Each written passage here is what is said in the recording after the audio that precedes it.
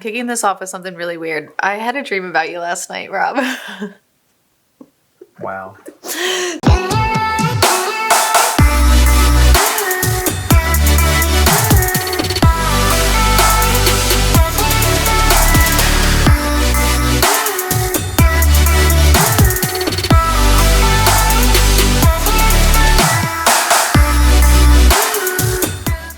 So we were at a beach. It was not Ocean City, but it was at a beach, and it was like very tropical. And we were riding the jet skis, and we were there for like a conference, a real estate conference. Mm-hmm. And so we were meeting these people, but it was like people that is in the women multifamily group that I've never met. I just talked to. So you and I were at a women's multifamily event. Yeah. Multifamily? Yeah. And it was a conference, and we're there on the jet skis, and next thing you know, like these weird animals that looked like dolphins, but they were not dolphins, were like trying to like come up beside us on the jet skis. And I literally just remember being like, oh God, do not let me fall off this jet ski, because I do not know what these animals are. And we ended up getting off the jet skis, and we were on the land, and we were talking to all these people in the multifamily group. And, we were like, you should join, Collective Genius. Like, I don't know why I'm dreaming about this, but we were trying to convince them to join CG. Who? These women from the multifamily to join CG. Yeah. But we were in, like, some tropical, like, beachy area. I have no idea where we were at. But it was just a very bizarre dream. That is very bizarre. Very bizarre. Crazy. I'm dreaming about you. Did you wake up in the sweat? I did. What time did you wake up? And I don't know. I think it was around like 12:30 when I woke up and was like, all right, I need to reevaluate my life. So I was in field hockey all weekend. Friday night field hockey. Went there Saturday night. Came home Friday night. Went down Saturday night for Sunday morning field hockey. Stayed down there all day Sunday. Went to, during the Sunday in between, after we were done with field hockey, we just hung out. We went to play pickleball down in Delp City. Is it like close to Anderson? Downingtown. Oh, yes, close to Anderson. Gotcha. So Downingtown's like 30 minutes away from where we play field hockey. And they had an indoor pickleball place there. And I assumed it was like 1:30 in the afternoon. There were so many cars there. It was packed at 1:30. Oh, wow. And I heard there was like 50-some people there playing. Oh, my gosh. The funny part is we're walking in, I'm with my 5 and 7-year-old, and we're walking by on the backside, and there's a Corvette. They said, that's a Corvette. And then they said, that's a Tesla. Like these kids already know what these types of cars are, and it's kind of crazy. That is crazy. So wait, you didn't take Heather anywhere like special for Valentine's Day? You just did field hockey? I got her chocolate. No, we didn't have time. I was Friday night. What day was it? Friday. Friday, yeah. Friday, I was doing that. So she did come down. When I went down on Saturday at 3, I went down, took the kids to the pool, and then she came down Saturday night. So it was just me, her, and the 2 kids Saturday night down there. Went to bed. Next morning, Sunday they played, and then she came home afterwards, and then I stayed with the 2 little kids all day. Cool. And then Monday morning, they had to be up at 7, so I'd have both kids up at 6 a.m. and get them to this place by 7. It was hectic. Yeah, that does sound hectic. They played field hockey, and then she brought Olivia down, and when Presley got done, Olivia started playing at 10, and I stayed there with Olivia until she was done and came home at 2. Cool. So, busy day. Busy day, yes. Let's talk about electric bills lately, because I feel like everybody's getting clobbered with high electric bills. I know my house personally, I about crap myself when I saw the bill. And was it January's bill, Meg? Well, it was like mid-January to like February 5th or whatever it was. So that's only 2 weeks. Well, whatever. Mid-January to February. Whatever the bill cycling it was. But the last bill I got, it was just about $600. And I'm like, this is ridiculous.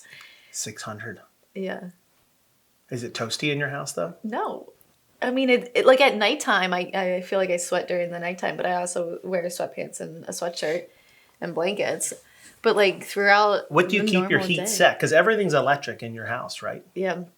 So we were setting it to 70 and Okay. then we backed it down to 69 and now we're at 67. Because I was like, I'm not paying a $600 electric bill every My month. last PP&L bill, I think, was like $500.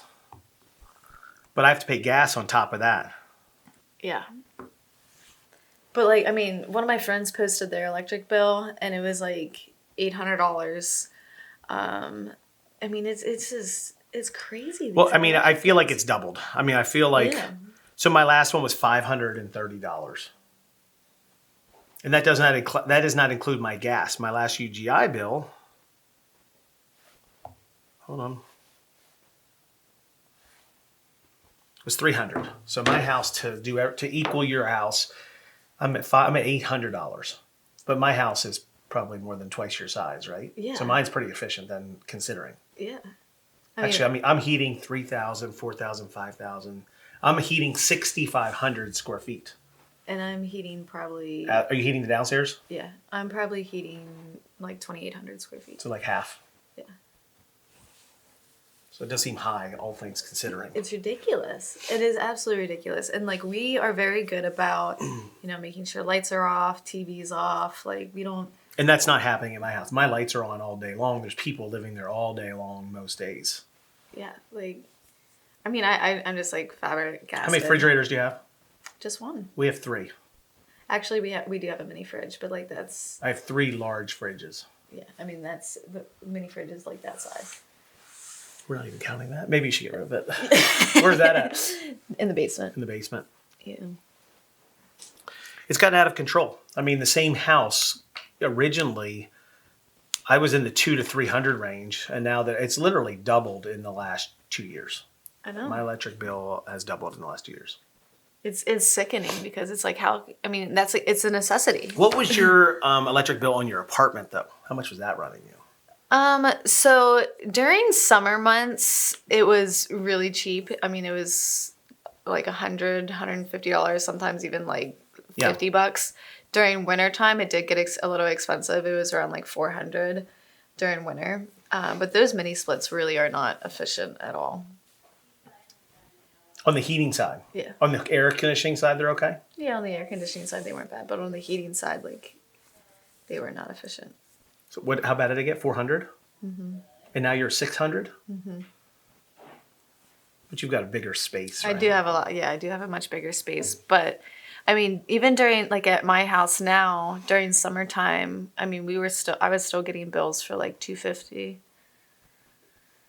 So it's not like it's that much lower. Yeah. It's crazy. Yeah. Okay, so we got to talk about the BRRRR method. Okay. So we are putting an ebook out. Okay. Explaining the BRRRR method. So we need to talk about the BRRRR method. The BRRRR method. Buy, renovate, rent. Rehab.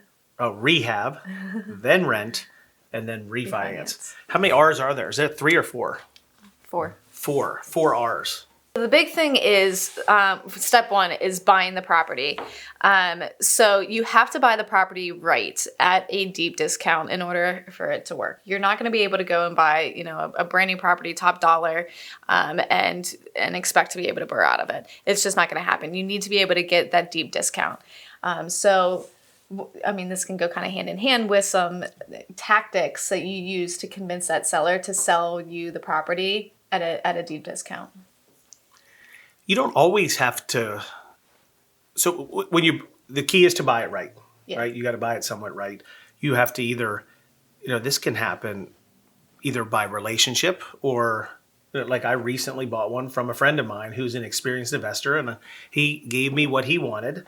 And I don't think we're going to be able to totally refinance all of our money out. So it wasn't that great of a deal. It was just an okay deal. But we are okay putting in $20,000 on this particular deal. Yeah. But how do you convince people, like, if they're not your friends, to sell you the property? Just by having a good, candid conversation with somebody. I think building rapport, if someone has rapport, they'd be more apt to want to help you. Okay, cool. All right, so step 1, buying the property and buying it right. Buy the property, buy it right. Yep. Step 2. Renovate. Renovate. So what are some tips? Yeah. So if you're new at renovating houses, I don't know if you want to do it yourself. I think if it was my first time renovating, I would be asking my friends, people on social media, if I could find someone to help me renovate it. That would be the way that I would do. Sweat equity is the best way to go if you know how to do it. And the other thing that's your biggest friend is what? If you don't know how to do it and you're trying to figure out something, YouTube, every step, you'll find tons of videos on how to do it. Yeah, I mean, it is crazy that you can basically... Actually, I read a story that a lady YouTubed her way into building her house for her family. So it's like, I mean, it's definitely possible to do it. So I highly recommend, putting some sweat equity into it, doing some of the work that you can yourself, and then just kind of bouncing ideas off of people that are experienced and know what they're doing. And, and friends and family. Yeah. Friends and family. People will help you out if it's your first one. Now, if it's your fourth or fifth one, you're not going to get them to come help you. But on your first one, you could probably get the help. Yeah, definitely. And then, there's always the contractor route, as long as you are hiring, the right contractor, having a good price. I would say most people that do their first BRRRR aren't really going out and just hiring contractors. I understand that, but some people do. So I'm just saying, it is an option. It is an option. Especially, but if it's, I would say your first BRRRR should not be like ripping out walls and doing that kind of stuff. Would you agree? I would agree. Okay. It's like cosmetic, like paint finishes. Something that's a little worn down. Something you can put sweat equity in easier than rebuilding walls, putting in new kitchens, that kind of thing. Yeah, because you don't want to bite off more than what you can chew at the end of the day. You don't want to get into it and have this big massive rehab and then just end up stressing yourself out, overwhelming yourself, and then you're in a total pickle and you don't know how to get yourself out of it. I agree. So less is more. Okay, we just bought it. We just renovated it. Now what's the next step? We're gonna rent it. We're going to rent it. We're going to rent it. Okay. How do you suggest going about doing that? This is easier than it ever has been, correct? Renting it? Yeah. I mean, the rental market is always really strong. So one, you want to look at rents in your area. What is the going rent? Yep. So an easy way to do that is to go into apartments.com or, a place like that and search what is a 3-bedroom, 1-bath, 100 or 2,000 square foot townhouse renting for. So you can kind of get an idea as to what you can actually push rents to. But then on the backside, you need to figure out, okay, what is my mortgage payment going to be? What is my taxes going to be? What's my insurance going to be? What all, vacancy, if there's snow removal. Because you don't want to rent it and lose money per month. If you have to mow grass, all of that stuff comes into play. If you're paying the water bill, all of that stuff. And you got to figure out what all your expenses truly are going to be. Mm-hmm. And then you subtract what you think you can rent it for from what your expenses are. And then that's your monthly cash flow. And I think you could go look at a couple of other people's places that are for rent to see the quality, see how much they're asking. That'd be another way. If you're in the market and want to go see a place that someone else was putting up for rent, I would recommend going and doing that to learn the market. Yeah. And if you make yours a little bit nicer and you're asking the same rent, you'll have no problems renting it for the same price they did if yours is nicer. Yeah, definitely. So we bought it, we rehabbed it, we have a good tenant in there now, and it's rented, it's cash flowing. Next step is to go to the bank and refinance. Refinance it. So that's a lot of people seem to struggle with the refinance part. Yes. So, I personally recommend going to a local bank, somebody that's somewhat easy to work with, and the bank will, depending on the bank, they'll give you 75% of the loan to value. So if it's you might be able to get 70 or 80, but that I wouldn't bank on that. Yeah. You really need to bank on 75. Yeah. And then you need to figure out your terms. So if it's a 20-year, 25-year, 30-year. And if you were new, what would you want to assume maybe for a local bank? Probably 20 years, right? Probably 20 years, yeah. There's times that Meg and I, because we're more seasoned, right? We can sometimes get 25-year financing from that same bank, but they might, if you're new, only give you 20. Yeah. So even when we're crunching deals, we are conservative and try to do it at 20. Yeah. Now, if we want to do 25, before we even buy the deal, we're going to go talk to that lender, jump on the phone, and get it worked out beforehand. And that's what you want to do. You want to make sure you're bankable. Exactly. And you want to know your interest rate ahead of time. Like, is it going to be at 6%, 7%, 8%? Are you going to get a deal at 5%? You got to, that's all stuff that you need to work out ahead of time before you. Are you locking, and then how long are you locking the rate in for? As long as you can. I mean, right now you would? Would you do a 3-year, 5-year, 7-year right now? If I could get, a 5% or 6%, yeah, I would lock it in for. Well, you can't get 5 or 6 right now. You can get 5 or 6 right now. Yeah. From who? I don't know, but there's people out there. Okay, but tell me which bank. I don't know. You just said you could. I'm sure you can. I actually don't think you can. You don't think so? There's no way you can get on an investment property refinance get a 5 in the 5s. Okay, all right. I would definitely say in the 6s that you could. I could be wrong. I don't know. But I mean, I would still lock it in. For how long? Do you think rates are going to go up or go down in the long term? I think they're going to go down a little. So I don't know if you would lock it in for 7. The bank we used to be able to lock in for 10, and they stopped that. They only allow 7 right now. I know. I have a couple that are coming due that I locked in like 7 years ago, and that they're starting to come due. Are you serious? Yeah, so that makes me a little nervous, but I think it's just 2. Because those rate term changes come quickly. Mm-hmm. Even if it's 3, 5, or 7, it just in a blink of an eye, they're here. Yep. So you want to be able to know that you're bankable before you buy a house. The last thing you want to do is go through all these steps and like not be able to refinance it, because then you could be in trouble. We didn't talk about how they're buying it, did we? No, I guess not. We just said about buying it, right? Yeah. But in terms of like using private money, a hard money loan, and this is why when you buy the house, let's say you're buying it at $100,000, you need to get a hard money loan that's going to be a little higher interest rate. If rates are 7 or 8, you might pay 10 to 14% to purchase a property right now, and that's interest only. And then you want to do the renovation as fast as possible. Like, you don't want to draw this out for 6 months. You really want to try to do it in like 2 to 3 months or less. And then you also have to, on the back end, when you're doing your refinance, you need to know how long of seasoning. Seasoning is how long you have to own the property before the bank will refi and give you all your money back. Yeah, I mean, some places is 6 months. Some places are like a year. Like it's that's all stuff that you need to know ahead of time. So you will need some cash reserves to cover these interest payments, because that's going to be a loss, right? So I don't know. And then on the back end, you might be able to refinance and get all of your money back, including some of the interest you lost during the transaction. Hopefully it cash flows and makes you a little bit of money until you get the refinance done. But when you're done with your refinance, you want to pay back the money that you got from the loan. You want to pay back the repairs that you did on the property. Repairs could even be on your credit card or line of credit. Like you could put those on credit cards. Like, there's ways to do this stuff that you got to scrape any way you can the first couple times. Yeah, I mean, I pretty much burnt out of my house. Just about. You did?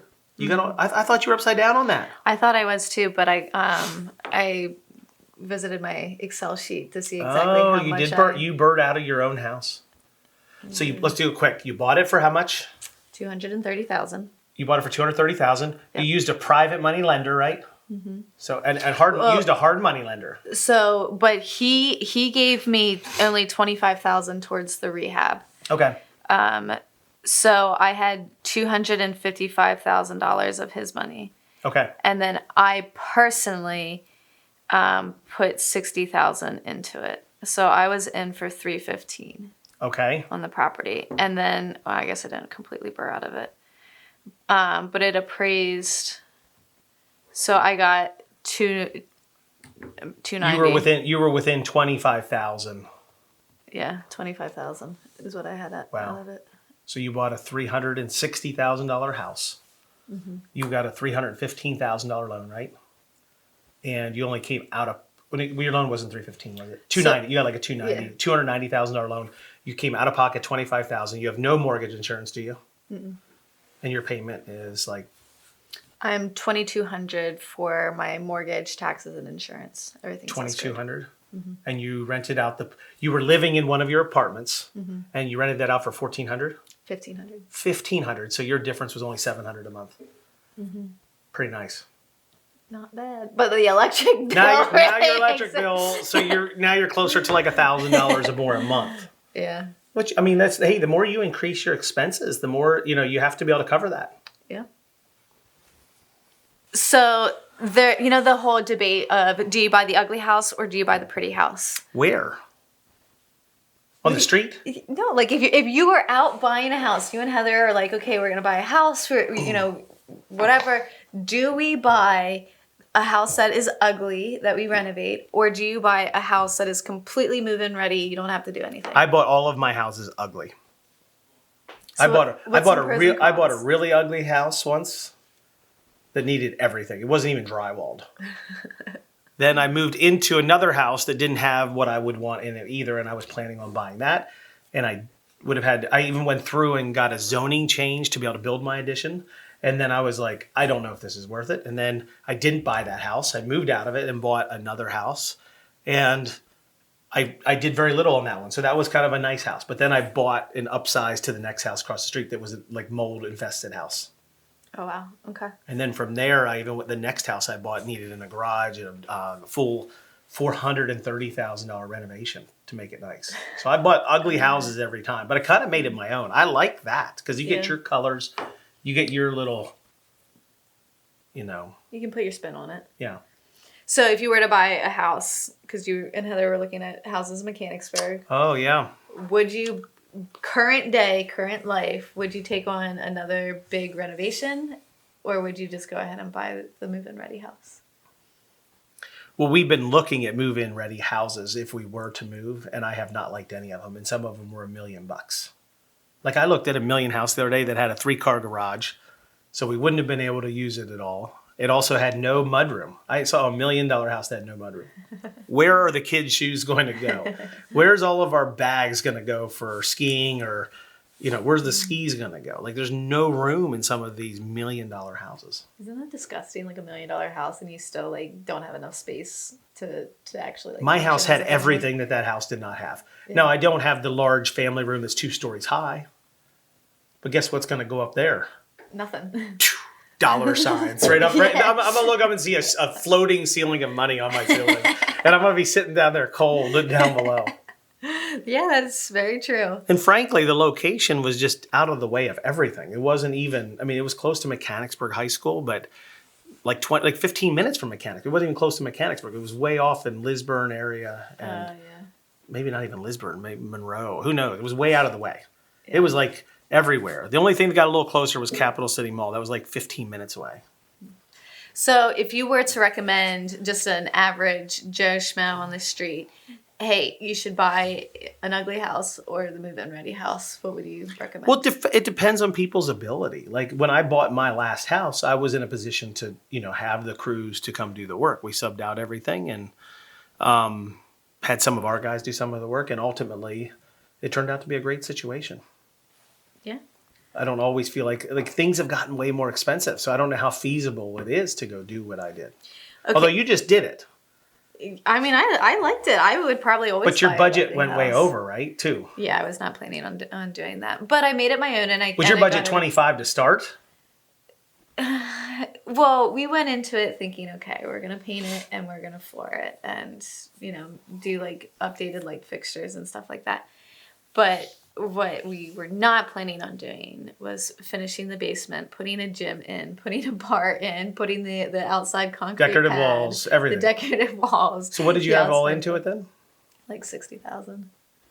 Which for what you got, you're going to look back in a couple of years and be like, I'm glad I did that, because if I would do it now, it'd be even more. Yeah. Because things are just not going down. And plus, like, it was like the motivation to get it all done before I even lived there. You know what I mean? Like, now that I live, the only thing I did not do to that house was refinish the basement stairs. And every single time I go to the basement, I'm like, these stairs are freaking ugly. But, like, I have no, like, motivation to fix them. Because it's like, whatever. My goodness. But, all right. Well, I guess that's everything. Okay. I like the ugly house versus the pretty house. Yeah. Awesome.